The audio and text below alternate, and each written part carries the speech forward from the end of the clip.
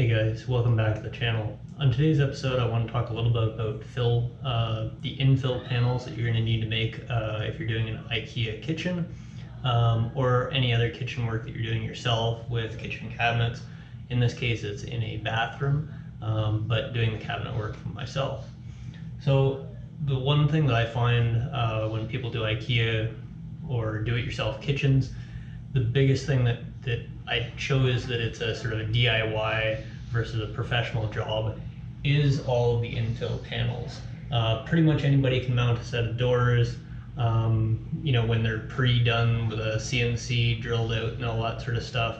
That's pretty easy and is very much something that everybody can do. However, when it comes to the infill panels that link up the panel to the wall, or kick plates, things like that. Those are the areas that really show, a kind of a not well completed DIY project. So with my variant here that I've done, I've taken sort of the base model, I guess plain white doors that they sell, and I've done my own high gloss finish on them. And I'll probably dedicate a separate video to that. But that does allow me a lot of flexibility, let's say, in making my own fill panels, in that I can have them, all sides painted and finished properly. If you have any of their other finishes, you're going to be able to buy a panel that you're then going to have to cut down. And so that outside edge that's against the wall is going to be your cut surface, and then the finished edge or the pre-finished edge that you get from the IKEA cabinet will have to show on the inside, because when you do open drawers or open the doors, you're going to see this surface. And if you use a piece like a cut edge, then you're going to see the inside, which is usually like MDF or particle board or something that's less than attractive. So it does become one of the challenges with this. So when you are designing your kitchen or your bathroom, try to use as few infill panels as possible, and don't have sort of double-sided, don't have two sets of cabinets that are 6 inches apart and you need a 6-inch filler piece. That is going to be very hard, if not impossible, to create yourself, unless you are doing the finishing yourself and painting them or altering them in some way. So just something to keep in mind when you're doing that.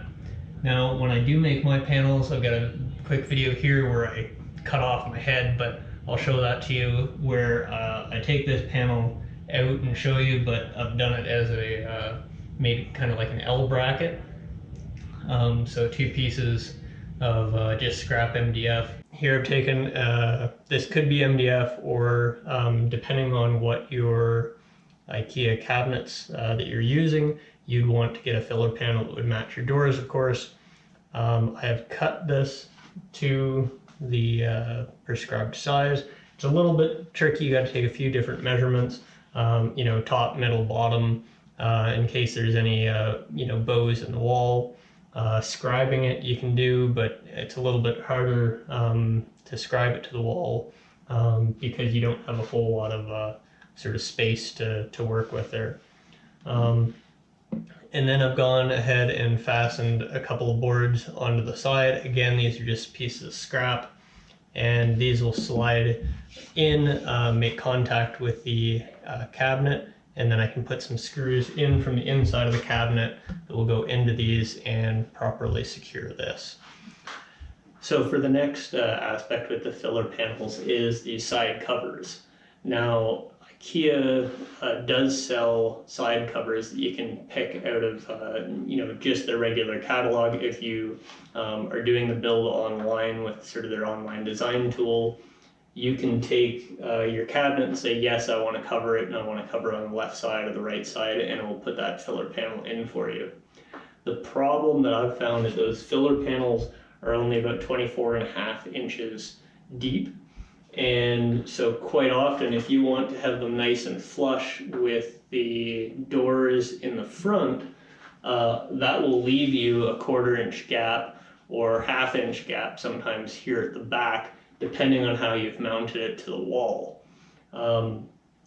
What I've done, and another option is that IKEA has larger filler panels meant for sort of the backside of a bar or something like that, where they're actually selling them in, I believe they're 8-foot lengths, and I believe they're 4 feet wide, if I'm not mistaken, or maybe they're like 3 feet by 8 feet, something like that. Those panels then you can cut down and fill in here. It is an additional cost, but then you can get a nice tight gap here along the back of the wall. You don't have to worry about any distances back here.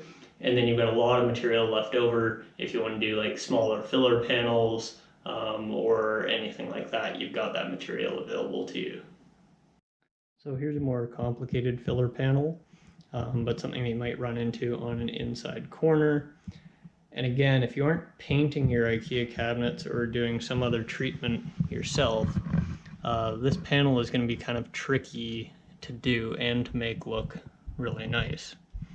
So design-wise, you know, these doors can open, there's clearance, you know, it's fairly tight, but you're not going to pinch your fingers. And then on this way, got the cabinet that opens this way. And so this required this filler panel to be made that is sort of an L shape, which IKEA does not sell. And so that is something that you have to sort of piece together yourself. If you're painting it, then you're in pretty good shape. But if you aren't, then you've got to kind of do a really tight butt joint of 2 materials. You'll also notice that when you do open the drawers that this surface is exposed. And so if you do have one of their sort of pre-finished panels, you'll need to use sort of an outside piece to ensure that you've got coverage there. So those are kind of the tricks in terms of the tricky parts about the IKEA cabinet system and in doing all of the filler panels.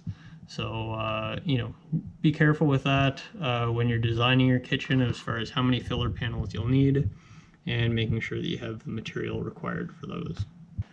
So thanks for tuning in, guys. Hopefully this quick tip on IKEA cabinet installations were helpful for you. If you do have any questions or comments, please leave them in the video description below. And if you've got anything that you'd like me to cover as far as IKEA kitchen installations or how to do a certain aspect, please leave it in the comment section below, and I'd gladly get back to you, or might even make a video for that topic as well to help you out. Thanks, guys, and we'll see you in the next video.